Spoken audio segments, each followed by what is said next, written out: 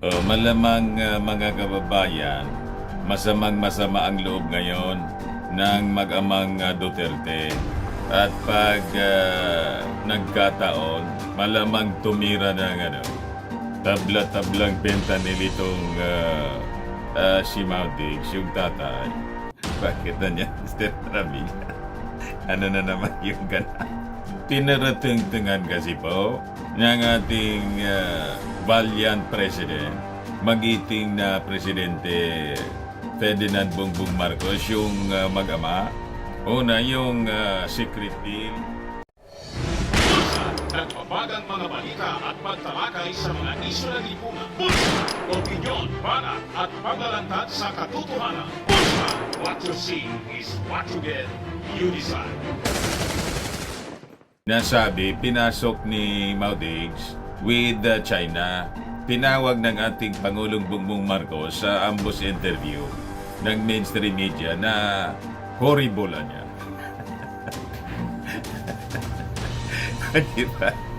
Pagkatapos, sa pag-alis ng ating Pangulong Bongbong Marcos para sa Trilateral Summit, nag-send off pa naman si Inday. Mangaman-ngaman mga kababayan. Hindi na mga kababayan si Inday iniwan bilang sole caretaker ng ating bansa. May kahati na siya. Dalawa pa.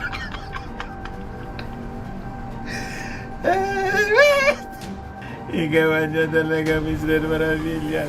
Parang yung kanta mga kababayan, may bagong teamso ngayon si Inday. May kahati pala ako sa puso mo. Sabi pa naman ni Inday noon mga kababayan sa ating Pangulong Bongbong, mahal kita. Apo Bongbong, mahal kita. Ayon, mga kababayan, may kahati na si Inday bilang caretaker. Dalawa pa, si Executive Secretary Lucas Bersamin, saka po si Dar Secretary Conrado Estrella III. Hindi na po iniwan, mga kababayan, na si Inday lang ang caretaker tulad ng mga nakaraang foreign travel ng ating Pangulong Bongbong Marcos. Tama man na niya, Mr. Maravillas, na dapat nga wag na si Inday. Kasi hindi man magtrabaho as caretaker, nandun sa rally mga kababayan nung nakaraang pagbiyahe ng ating Pangulong Bongbong Marcos, dumalo sa prayer rally ni Pacquiao sa liwasang Bonifacio ng panawagan, Marcos resign. So napaisip yung ating Pangulong Bongbong Marcos, mga kababayan, hindi na iniwan si Inday as sole caretaker. May kahati na po siya. Dalawa pa. Malamangan niya, Mr. Maravillas, nagre-revolusyon yung damdamin ngayon ni Inday. Mismo pa, at pati yung tatay. At malamang pag tumira yun ng tablap-tablang fentanyl po, risbakan yung ating Pangulong Bongbong Marcos ng bulto-bultong pagmumura.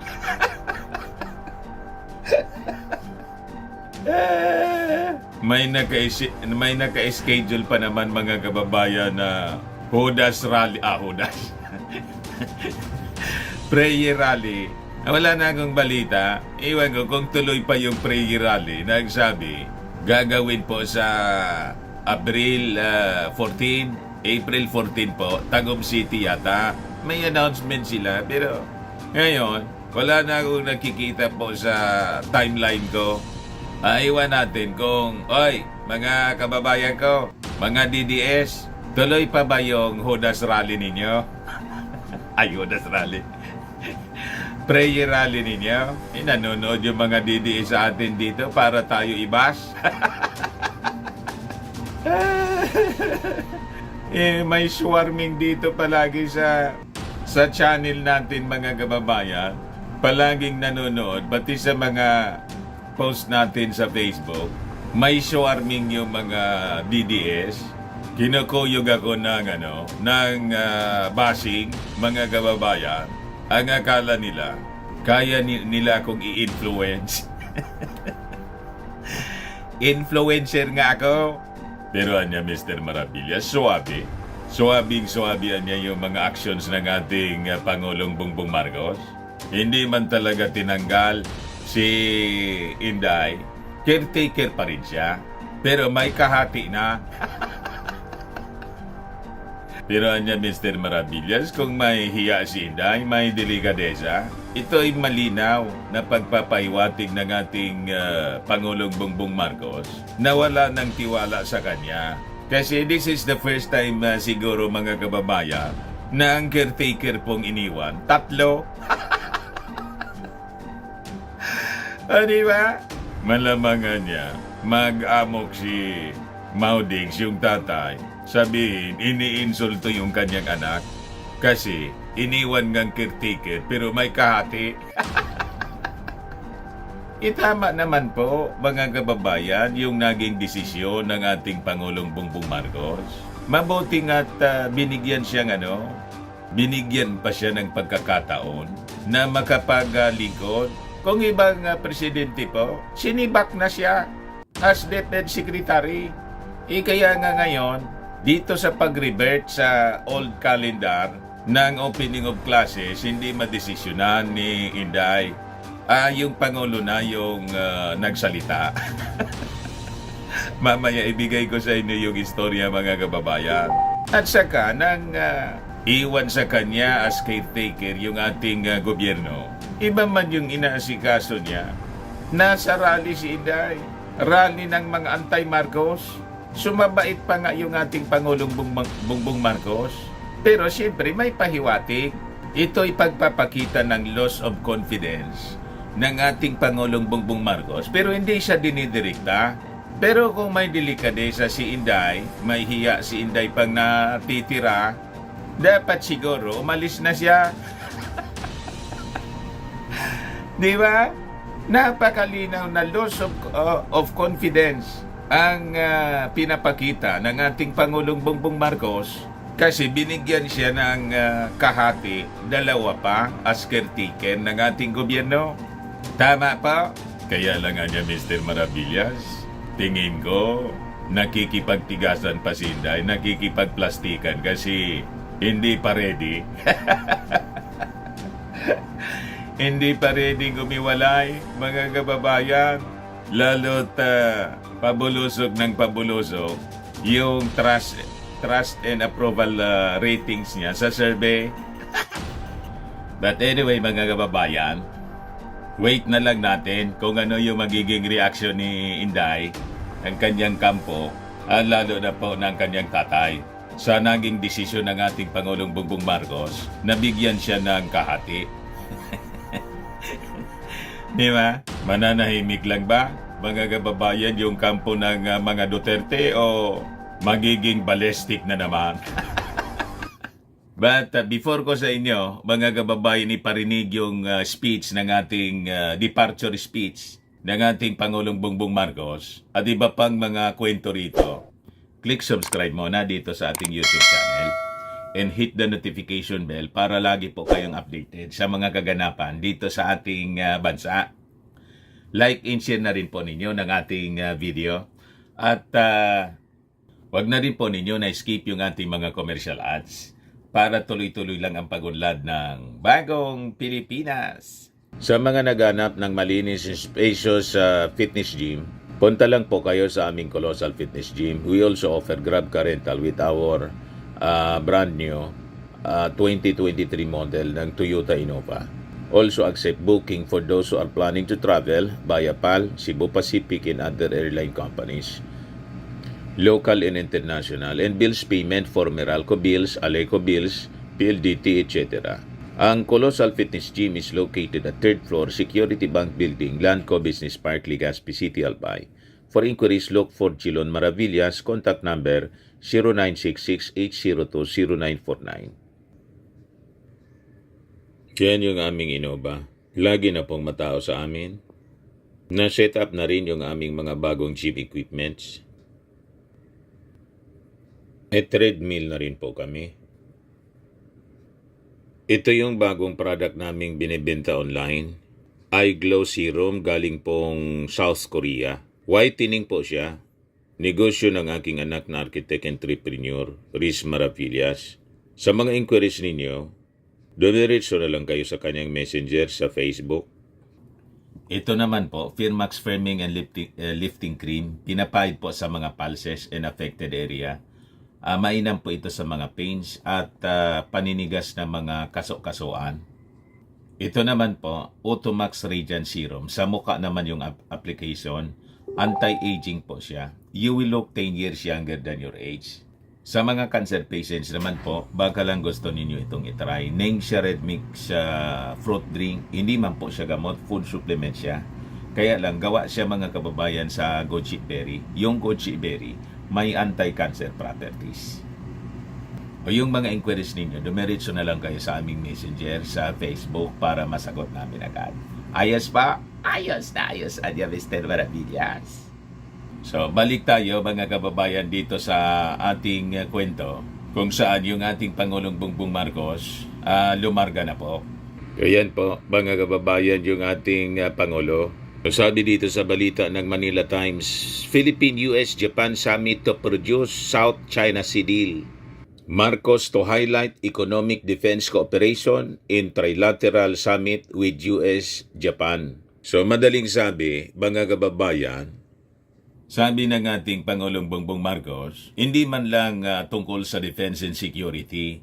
Emprehan niya Mr. Maravillas para hindi masyado makahalata yung China. Kahit ganun po, alam naman po ng China kung ano ang tinutumbok ng meeting ng Japan at Amerika with us. Kaya lang, sa diplomacy po, talagang ganon. Huwag mo masyadong tumbukin. Di ba? Parang yung desisyon ng ating Pangulong Bongbong Marcos, that's part of politics. So bala ka na kung ano yung basa mo. Tulad ng desisyon ng ating Pangulong Bongbong Marcos na bigyan ng kahati si Inday. Di ba? Hindi masyado tinutumbok. Pero kung sensitive ka, alam mo na yung mensahe ng ating Pangulong Bongbong Marcos in like manner dito sa Trilateral Summit. Alam na ni Xi Jinping na siya yung tinutumbok. Di ba? So, ito po yung full speech ng ating Pangulo sa kanyang departure. Pakinggan po natin mga kababayan yung sinasabi ng ating Pangulo, yung audio, at pakita ko din sa inyo yung portion ng video po. Madali lang.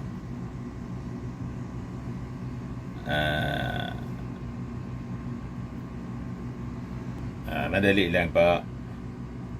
I look Bersamin, please take your seats. Vice President Duterte, members of the cabinet, yung iba nakaalis na. So you're going to have to hold down the fort in the meantime. Pasay Lone District Representative Antonino Calixto, Chief of Staff General Romeo Browner, Philippine National Police Chief General Romel Marbil, Coast Guard Commandant, who's been very busy in the past few days, Admiral Ronnie Gavan, fellow workers in government, ladies and gentlemen, good afternoon. Today I leave for Washington, D.C. to attend the first Philippine-US-Japan Trilateral Summit.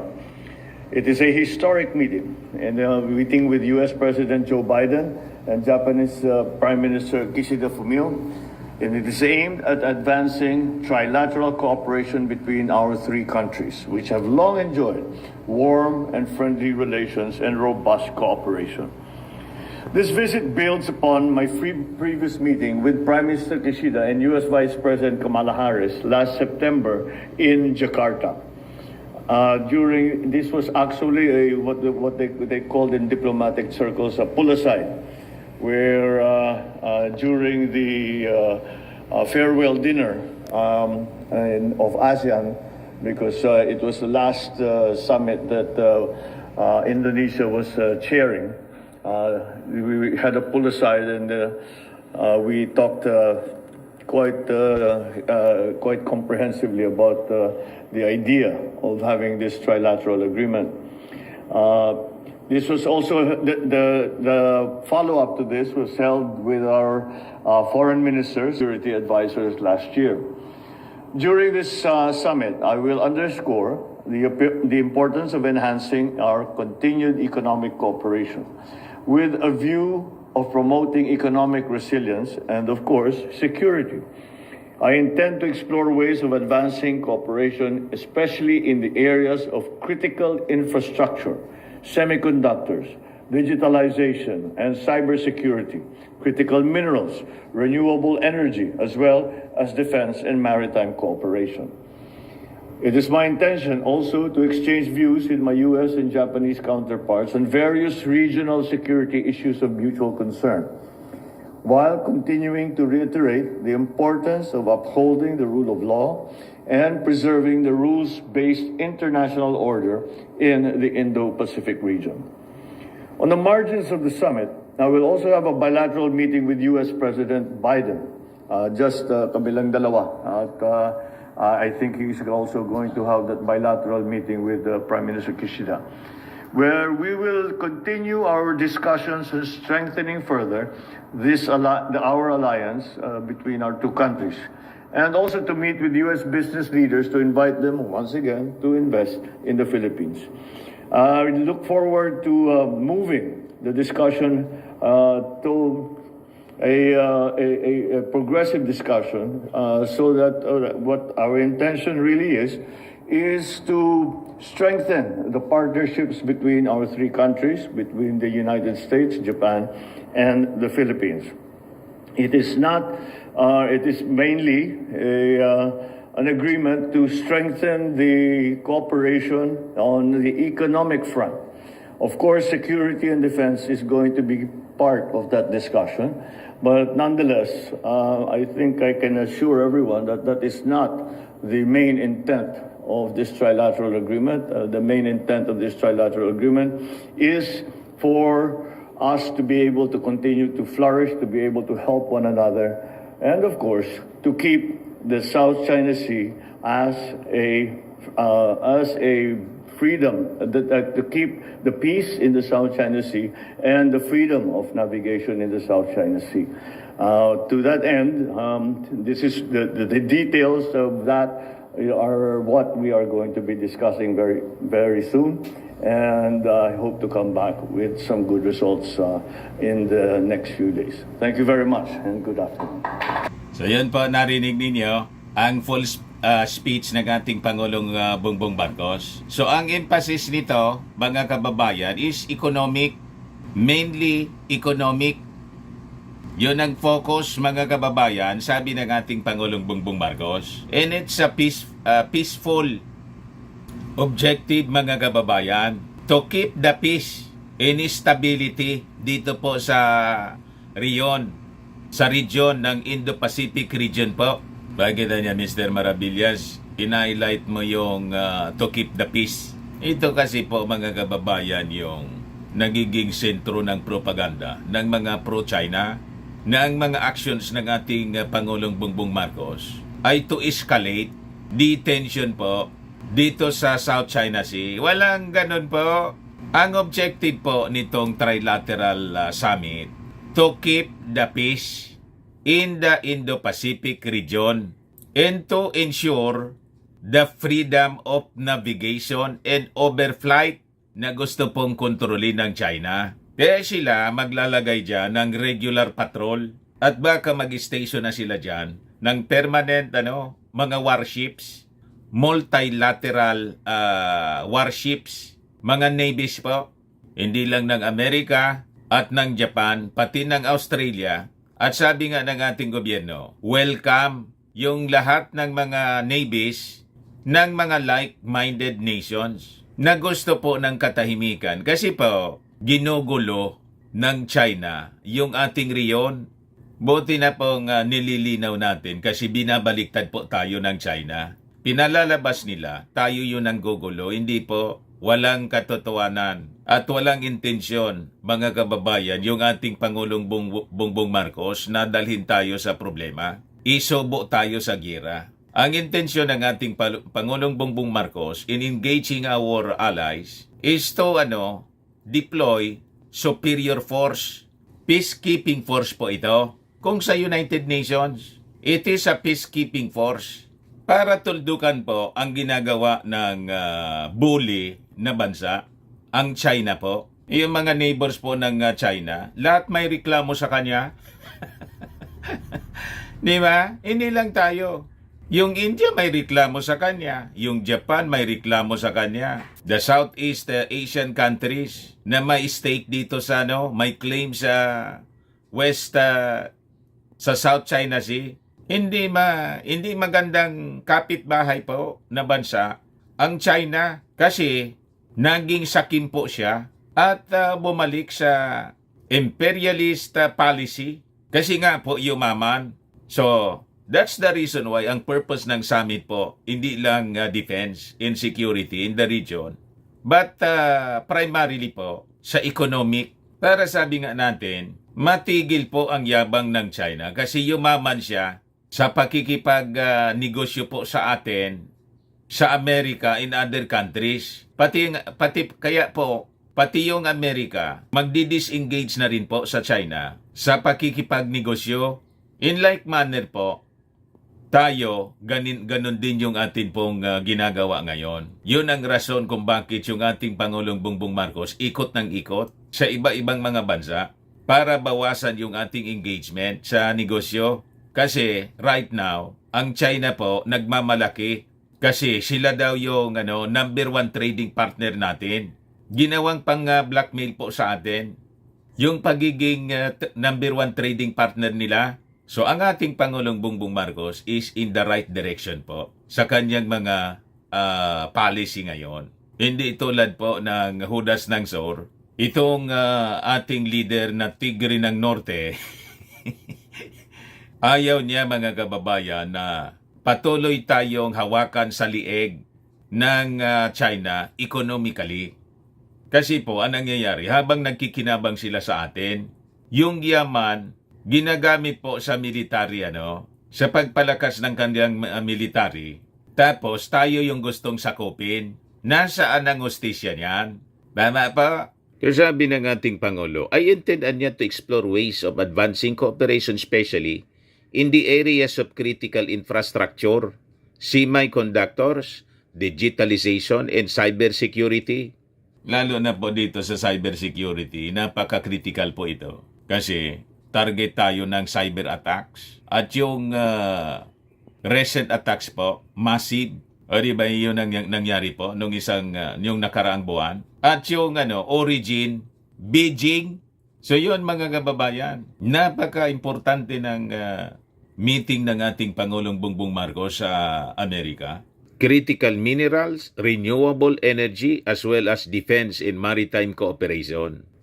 So it is my intention also to exchange views with my US and Japanese counterparts on various regional security issues of mutual concern, while continuing to reiterate the importance of upholding the rule of law and preserving the rules-based international order in the Indo-Pacific region. Huwag po kayong maniniwala sa mga propaganda na gustong isubo ng ating Pangulong Bongbong Marcos, yung ating mga mamamayang Filipino, yung ating bansa sa gira. Walang gano'n na intensyon po yung ating Pangulong Bongbong. Ang intensyon po ng ating Pangulo is to ensure peace and stability in the region and to prevent possible conflict. Yan ang rason ng deployment po ng mga magpapatrolyang navies ng iba-ibang bansa na ating kaalyado to push back China sa kanyang masamang intensyon dito po sa atin. Kasi sa totoo lang, napaka-agresibo na ngayon ang ginagawa ng China. Ito nga po, sabi rito sa balita ng Tribune, Armed Forces considers recruitment of soldiers by Chinese firms a national concern. Nagre-recruit po ng mga sundalo. Yung sundalo na natin yung nire-recruit ng China. You see? Ganun katindi. Itong pinasok ni Mao Diggs na problema. Kaya nga, pati yung mga dilawan po, sumang-ayon sa sinabi ng ating Pangulong Bongbong Marcos sa posisyon niya dito sa West Philippine Sea? Ito po, sabi ni Lagman, presidente ng Liberal Party, Lagman agrees with Marcos. Duterte's gentleman's agreement with China, a big no-no. Ha? Matindi po yung pinasok ng dating Pangulong Bongbong Marcos. Iniskwil ni Harimau. Nilaglag po ni Harimau si Mau Diggs to the rescue si Panelo. Wala man na niyang secret agreement na pinasok. Sabi ni Panelo. Gusto lang niya ng publicity ni kung sino man na niya yung nagsasabing may pinasok na secret agreement si Digong sa China. Sinungalingan niya yan. Gusto lang ng publicity. Ayan ngayon po.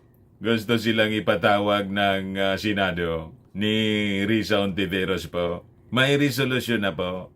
Ipapatawag po si Harimau, pati si Mau Diggs. Magpaliwanag niya kayo. Yung ating Pangulong Bongbong Marcos po, ipapatawag na rin si yung ambasador ng China.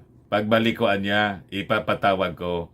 Sabihin niya sa akin kung ano itong pinasok na sabing secret deal.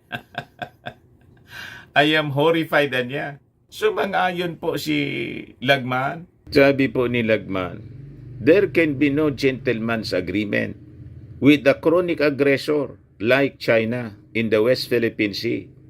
I agree with President Marcos Jr.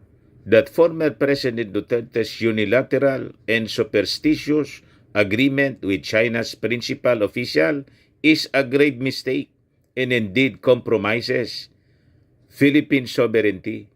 Kita ninyo mga kababayan, pati yung Liberal Party President, dilawang si Lagman, taga rito sa amin, sumang-ayon po sa posisyon ng ating Pangulong Bongbong Marcos. Siyak yung ating Pangulo sa kwentong secret agreement po.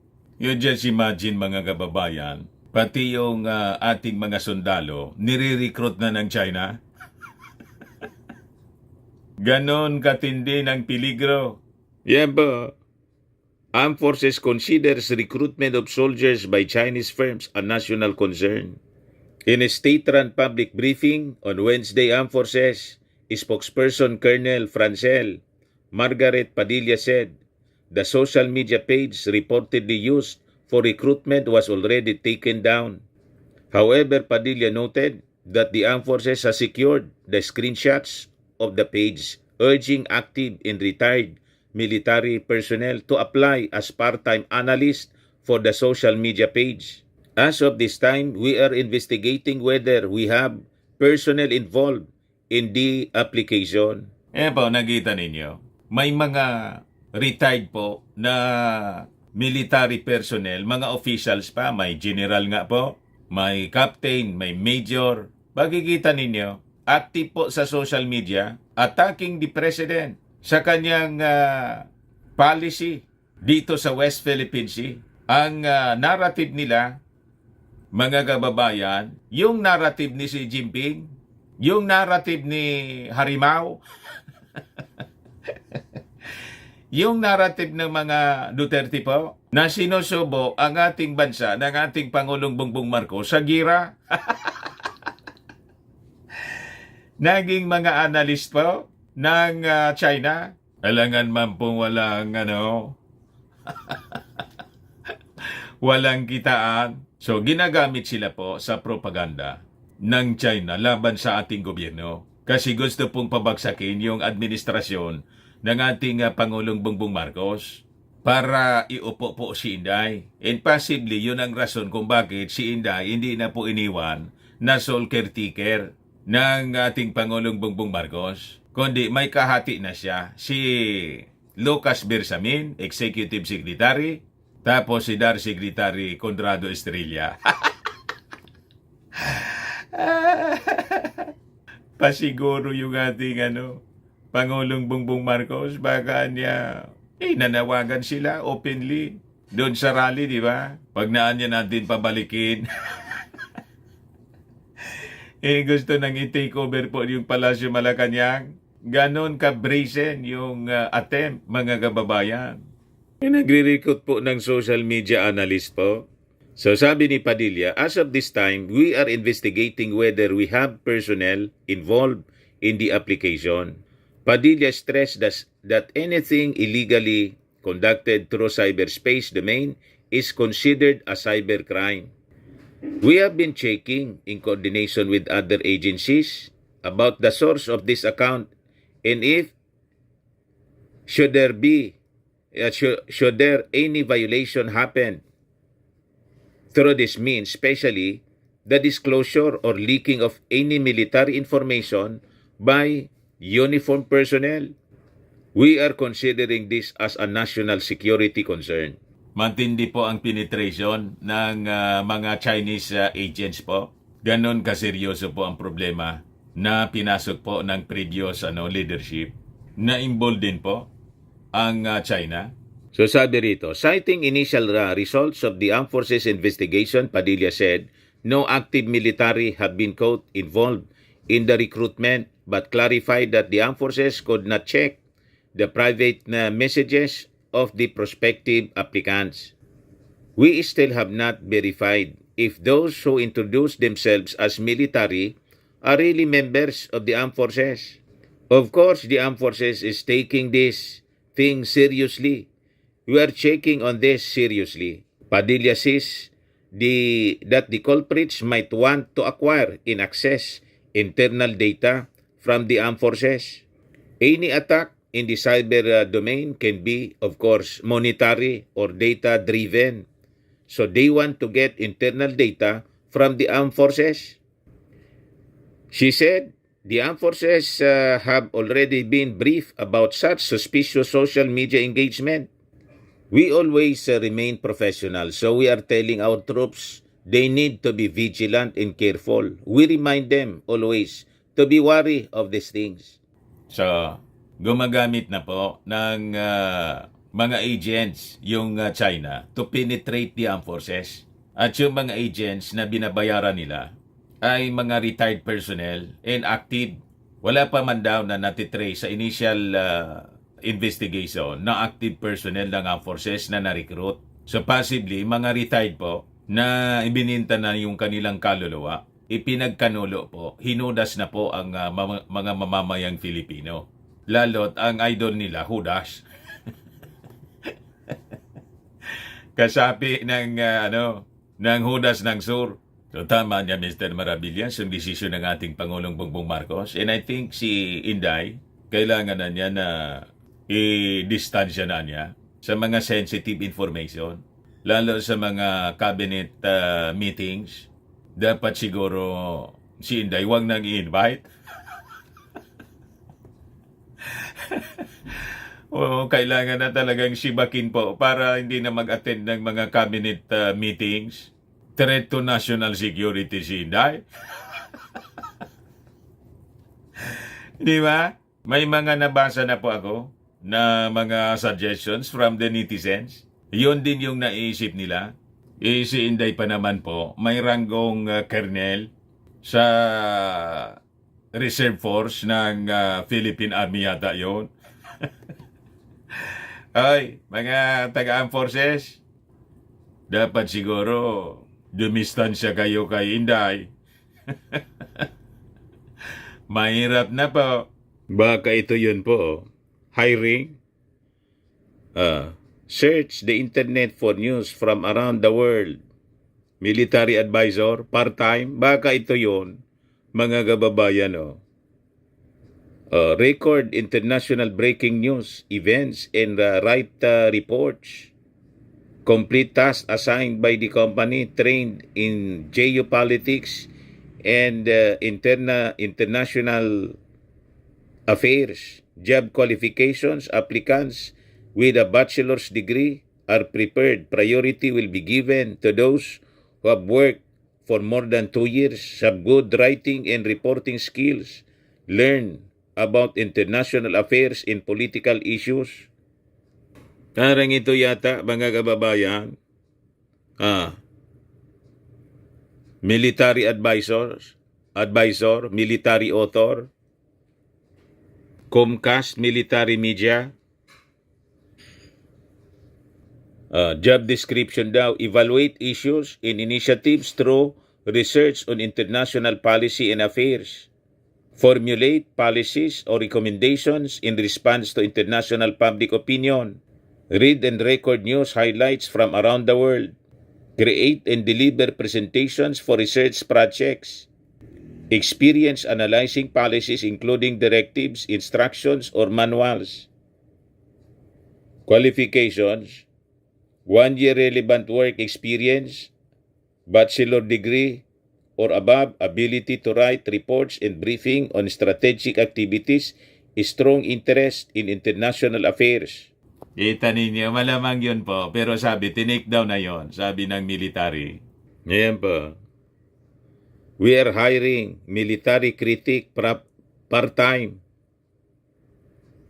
Kung unsuspecting ka, mabibiktima ka dyan. Lalo't, siyempre, trabaho siya, part-time. Malamang may magka-interest sa mga members ng ating armed forces. Ayusan niya ito. Dagdag kita ito. Yan pala, kumukuha na ng mga information po about our armed forces operation. O, di ba? Diyan na niya, Mr. Maravillas, yung sinasabi mo na pati yung trabaho ni Inday, yung ating Pangulong Bongbong Marcos na yung umahawak. Hindi ba yata nagkakalata si Inday? Yung ating Pangulo na po ang nag-utos.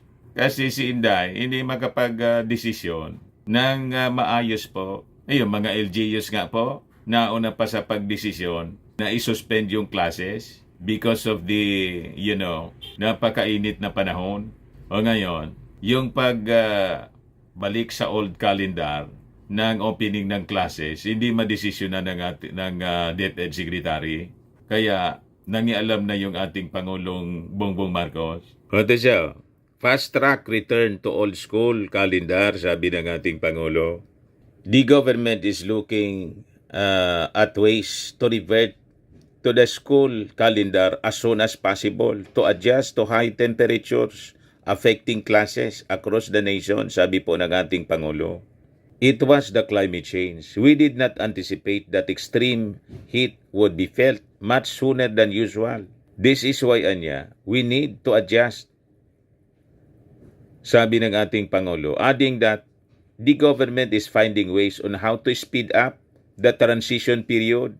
Yung si Inday po, sabi ni Inday, hindi man anya pwedeng i-rush. Kontrapilo po. So sabi ng ating Pangulo, there is already anya a consensus that the old schedule is better. As long as there is a way, we will make a way to hasten the return to the normal schedule. Vice President Sara Duterte, concurrently Education Secretary, earlier said that the Department of Education cannot rush the return to the old school calendar. Kasi mawawala ng pahinga yung mga teachers. Anong mawawala ng pahinga na dahil po sa init ng panahon na mahinga na? Di ba? Sinuspend na yung mga classes po. Yung iba nag-online na lang po. Ayan kasi, mga kababayan, hindi pinag-aralan natin. Maayos na yung dati noong panahon. Di ba niya si Chis Escudero, Mr. Maravillas, yung author niya? Si Chis Escudero. Ayan po. Senator Chis Escudero is pushing to synchronize the academic calendar in all schools in the country starting school year 2028-2019. Yan o, 2017 press release po niya. So, panahon nito ni Maudigs, mga kababayan, para daw, tulad sa ibang bansa, sa ibang bansa po, hindi man pwedeng i-synchronize natin. Kasi iba naman yung panahon sa kanila. Yung atin, iba naman. Kaya tama yung analysis ng aking kaibigan, graduate ng UP, si Engineer Perdigon, taga rito sa amin. Isang professor po, sabi niya, the geniuses who proposed the start of the school calendar in August never thought that the heat index would be very high in April and May. In those months, students are still inside classrooms. If there is no air conditioning, they would suffer from heat-caused ailments. If there is, the school pays high for electricity, anya. This happens when people do not review history before making decisions that affect thousands and even millions. The Americans built the Gabaldon school buildings in consideration of the Philippines' hot climate. They also scheduled the school year from July to April. In the 1970s, the start was changed to June so that April was also avoided.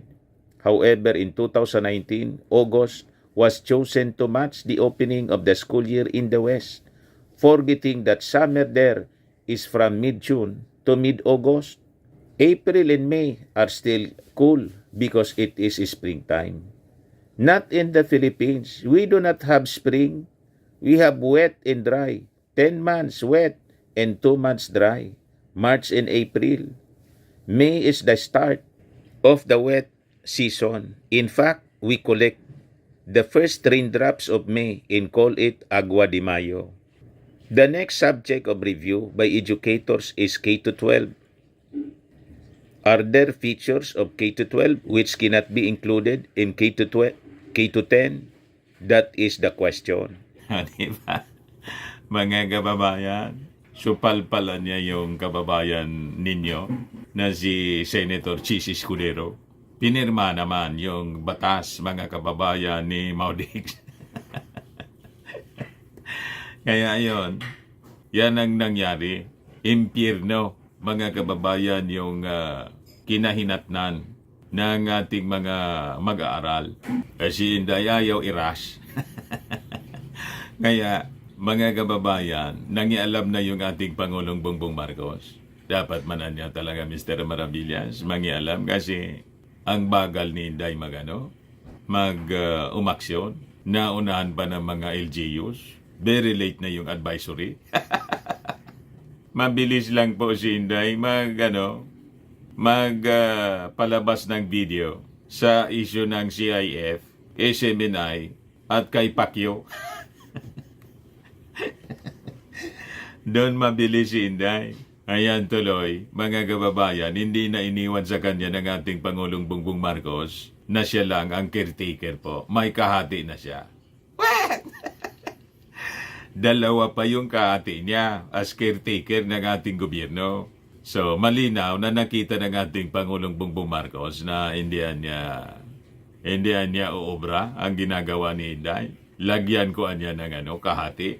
Kasi iba man yung ginagawa. Iniwan kong magtrabaho. Nandun sa rally. At yung rally, ang panawagan, Marcos resign. Ayan man lang po mga kababayan. Ako po si Dante Maravillas. Bye-bye po. God bless.